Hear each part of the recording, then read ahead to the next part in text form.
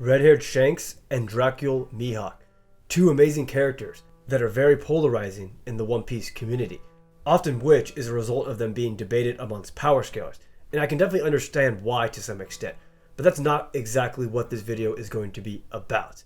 I'll touch up upon it a little bit because it's very likely that the rivalry and duels are the catalyst for how this relationship began. But something that's not talked about enough in my opinion is just how great the character dynamic is between these two. What is going on, everyone? Jagan here, and we're back with another One Piece discussion video. Specifically, this video is going to be a character analysis, something that I've been wanting to cover for a very long time now, especially because it's one of my favorite dynamics in the series. We're going to be discussing the character dynamic between Dracula Mihawk and Shanks. And these two characters are obviously very important to Luffy and Zoro as characters. Obviously, everyone talks about Luffy and Shanks and Zoro and Mihawk. But what I don't see enough praise for is how these dynamics are intertwined together so beautifully. Just how much Shanks and Mihawk as a duo impact Luffy and Zoro as a duo. And how these two great pirates both essentially act as triggers for our main protagonists. Both of these characters give them a reality check on the world of pirates and show them just how grand the scale of their dreams are. So first it's important to go over the history of Shanks and Mihawk and then later expand more upon the other dynamics and how these intertwine together. So first and foremost, these two guys are rivals. Rivals who used to duel frequently and essentially would sharpen each other's blades to get stronger. They also give off the vibe to me of being pretty good buddies. Friends who developed a mutual respect for one another through the years of combat. Mihawk himself becoming famous before the Great Pirate era even began, which means by at least the age of 19 is when he started to become a big name in the world. He challenged many strong opponents until no more worthy adversaries were left. And now what he hopes for is for a swordsman to appear that even surpasses his rival red-haired Shanks, who we know no longer duels with Mihawk. And Shanks would have been 15 at the time of Roger's execution, and around that time is when he started to gather his own crewmates and try to become a captain of his own. It's not officially stated when these duels with Mihawk started to occur, but what we do know is that these duels have been put in very, very high regard, even by the likes of Whitebeard, who basically said that they are legendary. And this is not just Whitebeard gassing them up. This is a man who fought the Pirate King Gold Roger. This is a man who is a subordinate of Roxy Exebec. He's seen all the legends in their prime, but still considered this duel to be very significant. This is further supported in an SBS where Oda basically puts Shanks and Mihawk in the same category as Whitebeard. He refers to them as legends. I've seen a lot of people in the community suggest that these duels were just sparring or training, but no, they were actual duels. Saying otherwise is honestly disingenuous to their characters, especially Mihawk, who basically dedicated his life to combat in the pursuit of strong opponents. So I don't understand why this would just be training or sparring or not going all out. That's not how a rivalry is formed. These guys are not to be disrespected, two of the most accomplished and well-known individuals in the entire series. And the Ace novel actually did confirm that it wasn't just one duel, but it was multiple duels. And that makes sense, right? A rivalry doesn't usually just form from one duel, and of course it doesn't form from sparring or training. And since Mihawk was the older one and seemed to become famous before Shanks, it makes sense that Shanks would be the one who gained more of his fame from these duels, who benefited more from them. It's hard to say who exactly was stronger at the time because it's implied that these battles were, very tough, very extreme diff. Legendary duels that made the headlines. Shanks was an apprentice of Roger beforehand, before he became a captain, so he obviously did get some fantastic experience when it comes to combat and sailing. But he still wasn't part of that core group that actually went to Raftel. He wasn't exactly a heavy hitter on Roger's crew, so I think it's fair to assume that the duels with Mihawk were some of the first big steps that Shanks took, if not the most prominent reason that first made him a legendary pirate. And like I said earlier, it's not exactly confirmed when these duels took place, but we can logically assume based on the timeline that it took place between the time of Roger's execution and the day Shanks lost his arm.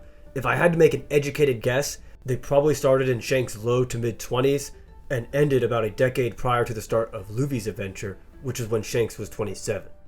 And of course, Shanks losing that arm is when these duels stopped. And Mihawk's interactions with one-armed Shanks kind of give us a little more insight on the dynamic between these characters. Whitebeard, Mihawk, and many others were very surprised when Shanks came back from the weakest sea without an arm. What kind of powerhouse enemy could have taken this arm from him. Well, obviously that's not really what happened. That's not the case. Shanks purposely bet his arm on the next generation. And the first interactions we see regarding Mihawk and Shanks in the current storyline happen at the end of the East Blue arc. This is when Mihawk stumbles upon an island that the red-haired pirates are camping out on. We don't know what island it is, but I always found it interesting how Mihawk called him reckless for doing so, kinda implying to me that this island has some sort of significance or maybe some danger revolving around it. And tracking down a Yonko like Shanks is not an easy task to do, which makes me think that Mihawk likely has his Viva card, implying to me that they are still pretty cool with each other for the most part. They're still homies, you can tell by the way they're drinking and kind of messing around after the conversation, but what was said prior is very interesting to me and it gives me the vibe of bitterness from Mihawk, further emphasized by Mihawk saying that he won't settle things with a man who has one arm. In the viz, it even says one-armed has-been. I believe he is bitter at the fact that Shanks gave up his arm for the next generation, giving up his potential as a fighter, therefore ending the legendary duels that they had. Mihawk no longer has the person who can help him to surpass his limits and give him those exhilarating challenges. But since we know he's not here for a fight, it's no coincidence that Luffy is the reason that Mihawk came to talk to him. He put it together from stories that Shanks used to tell him about a kid from the East Blue, a kid who just so happened to become the captain of the man he just fought in Zoro. He's interested in the type of person who Shanks would give up his arm for. It's no coincidence Shanks took an interest in Luffy the same way Mihawk took an interest in Zoro. Mihawk had not seen somebody with such a drive and passion, such determination for their ambition, somebody who would rather die than face defeat or run. He sees Zoro as a glimpse of hope, somebody with the potential to one day challenge him at the top of the world and give him these legendary duels that could even surpass the ones with Shanks. And naturally, that would lead him to being interested in his captain, Monkey D. Luffy, somebody who Shanks saw worthy of inheriting Roger's will, somebody worthy to one day conquer the seas, as well as wield the straw hat passed down from Roger. There's still a lot we don't know about Shanks' character overall when it comes to his motives, but it's somewhat clear to me that his ambitions himself do not line up with becoming the Pirate King, and more so being a peacekeeper in the world. At the heart, Shanks is a pacifist, who, like I just mentioned, is actively seeking to keep the peace of the world. He's charismatic, very diplomatic, but that doesn't mean he won't fuck shit up if the time is right. Just like the Mountain Bandit situation, which I'll elaborate on in a little bit, he will sometimes get violent if the time is right. He still needs to remain somewhat of a threat, like when he clashed with Whitebeard on his ship and also had his haki in full effect, damaging the ship and knocking out some of the fodder on Whitebeard's crew. He was trying to convince Whitebeard to handle the Teeth situation before things got out of hand. And then what did happen? Things got out of hand at Marineford. Shanks pulled up and said enough was enough. There is too much bloodshed already lost, but if you still want to continue, I'm with all the smoke. He was ready to fight right there. He was ready to go all out. He also has enough influence in the world to be granted a private audience with the Gorosei to discuss the matters on a certain pirate, something that undoubtedly could never happen with another Yonko. And this is just another cool contrast between him and Mihawk, is the fact that Mihawk doesn't usually involve himself in the political affairs of the world. He only shows up in rare circumstances where it fits his best interest, such as the Jaya arc, where he actually shows up to a warlord meeting in which they said that he was the most unlikely to show up, which we know he was only there because they were discussing Zoro and Luffy and their latest bounties. Like I said, it's a really interesting contrast in the positions that Shanks and Mihawk both possess. Mihawk is a warlord, granted the freedom to go anywhere and do anything. Technically, he's an ally of the Navy, yet he doesn't really take advantage of any of those political affairs. All he really cares about is fighting strong opponents. He just wants the ability to move around freely. You get people like Crocodile and Dofi who completely abuse the power, but nah, Mihawk just roams freely, casually ending pirate dreams and just doing whatever the hell he wants. Whereas Shanks is a Yonko. He's one of the four most influential and powerful pirates on the sea.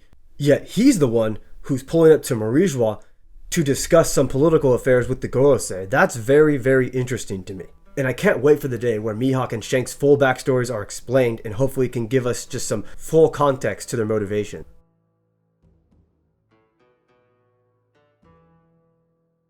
The relationship of Luffy and Shanks has always been very interesting to me. As a child, Luffy looked up to Shanks, who would frequently visit Fuchsia Village to see him. He always asked Shanks to take him with him on his journey, but was always declined, obviously knowing that he wasn't ready for it.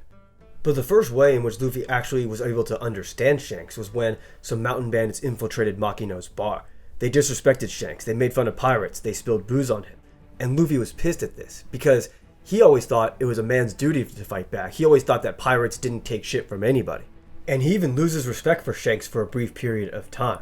Of course, he didn't understand that Shanks was trying to prove some people are just beneath you, that trivial manners like that should not be something that you get worked up over. Don't fight unless there's a good reason to fight. And we saw this when the Mountain Bandits came back. They came back and Luffy was mad at them for talking more shit on Shanks, to which they captured him. But then Shanks finally decided to show them what pirates were all about, what fighting for an actual good cause was all about. You can spit on him, spill booze on him, make fun of him, do whatever, but if you mess with his friends, you're gonna get clapped. And that's exactly what happened, and led to the events of Shanks losing his arm from the Sea King, inspiring the young Luffy. Which of course leads to Luffy not wanting to go with Shanks anymore on his crew, but now deciding to form a crew of his own. That he would find a crew that surpasses the red-haired pirates. And ever since that day Shanks saved Luffy, he became a leader similar to Shanks, a very morally sound pirate, adopting his carefree, adventurous nature, while also being able to get serious if the situation calls for it. And there are many examples of Luffy showing this, such as when he first met Ace. Ace didn't respect him, Ace didn't want to be friends with him, he even spit on his face. But he still didn't let that get to him. He understood that it's just a trivial manner, and he valued Ace's camaraderie enough to the point where he would be persistent about it. But in my opinion, the best moment that reflects Shanks' ideals is that iconic moment in Jaya, when Luffy and Zoro did not fight back against Bellamy in the bar. He didn't let Bellamy's insults about his dreams get to him. He even let Bellamy beat the shit out of Luffy and Zoro because he didn't have a good reason to fight him. He knew that this manner was beneath him. He didn't fight until of course he had a personal reason to do so.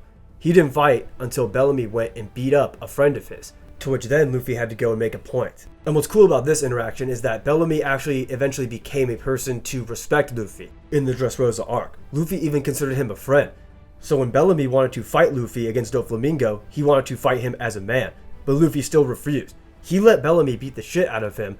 Even though he was about to face off against Doflamingo, he risked getting injured because he didn't want to fight a friend.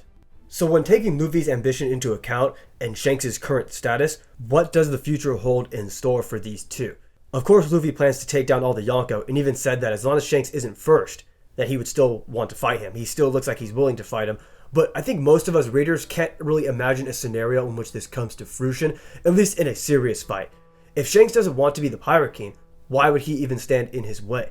Does Shanks consider himself the final obstacle for him to prove that he's the man Roger was looking for? Why couldn't Shanks himself be the one? Does it have to do with the D-Clan? Is it really as simple as him not wanting to, or is there an ulterior motive behind all of this? Maybe Shanks challenges Luffy and his crew to a Davy Back fight at the cost of the Road Poneglyph. It doesn't have to be a full-on serious life and death battle to which Luffy proves himself to Shanks. I think this would be a good way to kind of keep the relationships between the Red Hairs and the Straw Hats very solid, keep the mood lighthearted while still providing some great competition, some great stakes in the series. Regardless, I can't wait for this reunion to happen, and I definitely believe that Elbap is the perfect time for this reunion to happen. Post Wano to me is just the perfect time where they will finally have the right status and notoriety to stand as an equal to Shanks. But there's definitely a lot of ways in which Oda could choose to handle this. So comment below if you have any ideas for how this reunion will go and what exactly you want to happen. So it goes without saying that Zoro and Mihawk's relationship is one of the most unique that we've ever seen in the world of One Piece. A student-sensei relationship, but also fierce rivals and competitors. And one dreams to surpass the other, and the other dreams for that student to be able to challenge him. So casting all pride aside in this situation, they both mutually benefit.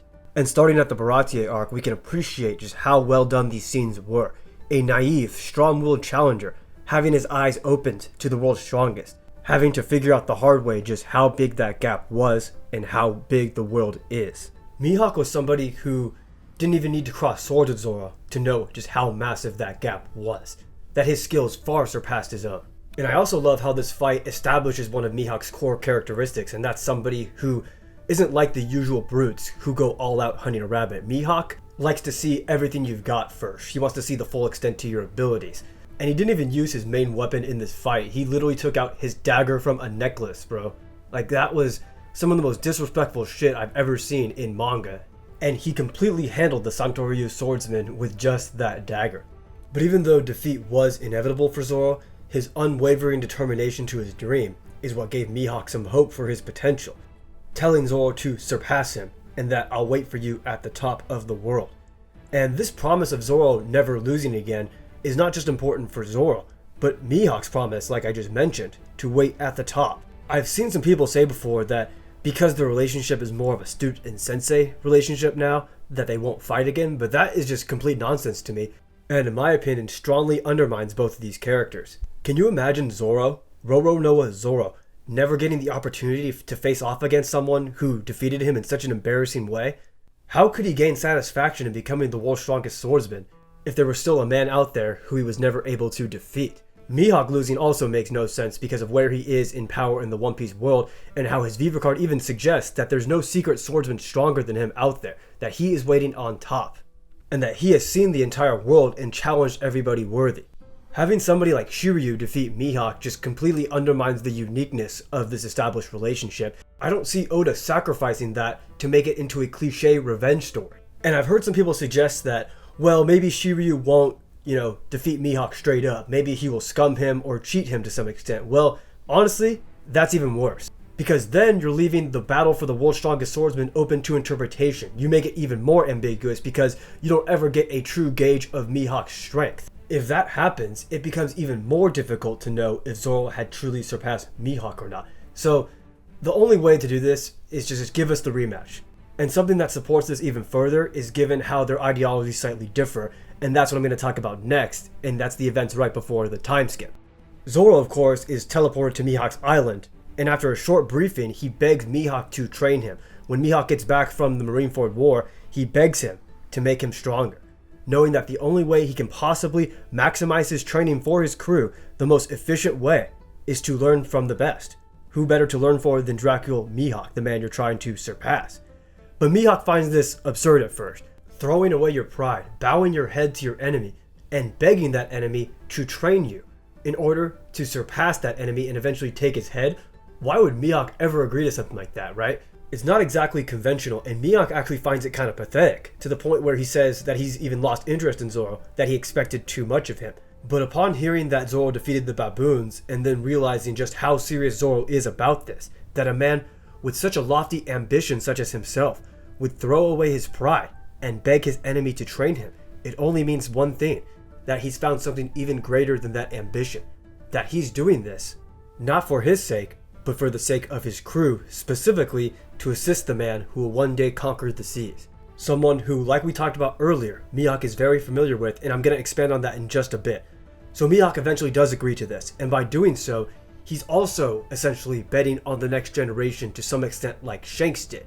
Mihawk is doing something that he normally wouldn't do.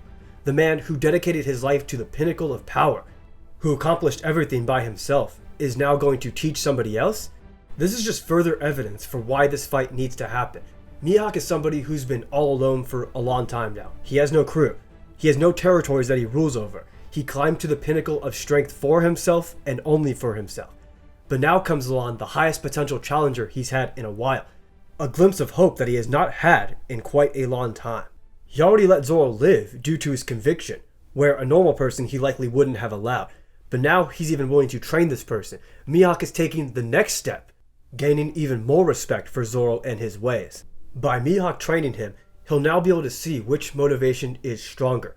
Somebody who fights alone and only for themselves, or somebody who fights not only for themselves, but for the sake of another's ambition first. These contrasting motivations will one day decide the greatest swordsman in the world, and it's honestly disrespectful to suggest anyone else be a part of this battle that has been so beautifully set up since the Baratier arc.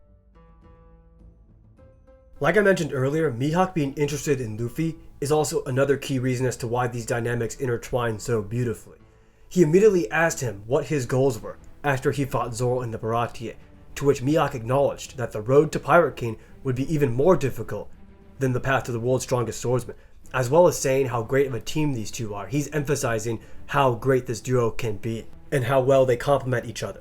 But to me, the best interactions between them come in Marineford, where Mihawk was sort of testing Luffy. He was firing some slashes at him and striking him, basically acting as an obstacle. Now you can tell he's not going all out, but what he's trying to do is just kind of get in the way.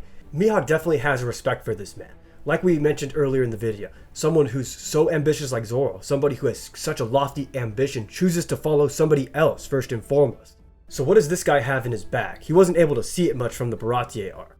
And this respect goes both ways. Luffy knows firsthand just how strong the person who Zoro is pursuing is, even acknowledging that he can't be fighting someone like this right now when he's trying to achieve his objective of saving Ace.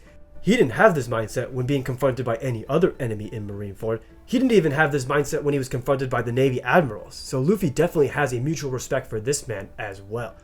And you can see the respect Mihawk has through his dialogue as well. He's one of the only people there who are not surprised at all by him being the son of Dragon or him being able to use Conqueror's Haki. And while he's clashing with Vista, he's only focusing on Luffy. Why is that? Because Luffy is impressing him. Mihawk is showing that he knows just how tough the road to becoming Pirate King is by being the first one to acknowledge what makes Luffy so special, and that is the ability to lead. The ability to turn anyone around him into an ally. That is the most dangerous ability on the sea. So real quick, I kind of want to talk about Zoro and Shanks because I think it's interesting. It's interesting how they've actually never met each other or seen each other, but I can already see the potential for some amazing interactions between them in a future arc. And I know some have speculated that that might be the Elbaf arc where the Straw Hats and Red Hairs finally reunite, so I myself think that's definitely plausible. And even though Luffy is likely going to be the one who fights Shanks, I also think that Zoro might get a crack at him as well, maybe sparring with him. I think that'd be very interesting and could make for some very good dialogue. I'm sure Shanks, of all people, would be willing to give Zoro some advice about facing Mihawk, maybe even some more info on his past and why exactly he wanted to become the strongest swordsman. I don't see Zoro and Mihawk being the type to kind of talk about the past or talk about anything personal. I see them being as more just let's just get down to business. Whereas Shanks, I could definitely see him being somebody who brings that sort of thing up. But I definitely think Shanks needs to acknowledge Zoro the way Mihawk has acknowledged Luffy in the past. I think after the Wano arc, Zoro will make a name for himself worldwide. He'll definitely be one of the most renowned pirates in the world. And obviously him being a swordsman just like Shanks, I definitely think he has to acknowledge Zoro in some way, because I'm sure he knows that he's trying to surpass Mihawk. So these dynamics between these four characters definitely intertwine very well in the story, and honestly, there's even more potential for some great moments between them that could make this dynamic all the more great. So that's going to do it for me. Let me know what you guys think of the dynamic between Mihawk and Shanks and just how much it impacts Zoro and Luffy as characters. So give me your thoughts below in the comment section. I definitely am interested to see what you guys think. Also, if you're new to the channel, I'd really appreciate you guys subscribing, liking, and even sharing this video if you found it interesting. Also, stay tuned for this Monday. Me and Fiji will be having episode 10 of the Romance Dawn podcast. Not sure exactly what the topic's going to be yet, but it's probably going to be a top 10 special for our 10th episode. So maybe like a top 10 fights or something along that nature, as well as just a general One Piece discussion. Once again, appreciate you guys all tuning in. I'm Jagan, and I'll catch you guys in the next video.